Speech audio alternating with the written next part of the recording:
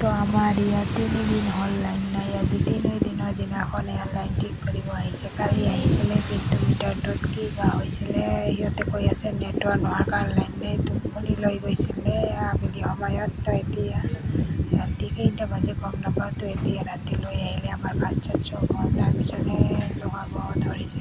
তো আজি আমি ভালকৈ টোপনি যাব পাৰিম। একদম গৰমত সকলোৱে সিজি গৈছে, ইমান গৰম আৰু গৰমত লাইন নাই। এইটো 3 দিনৰ দিনাখন আজিহে লাইন দিলে ফাইনেলি। চব মিটাৰত লাইন পাই গৈছে। বৰষুণ তথাপি মানুহবিলাকে লগাই আছে ইমান কষ্ট কৰি। চ' আমি আজি হেপিকৈ শুব পাৰিম। চবফালে লাইন আছে। আমাৰ ঘৰৰ আগত লাইন আছে, আমাৰ লাইন নাছিলে।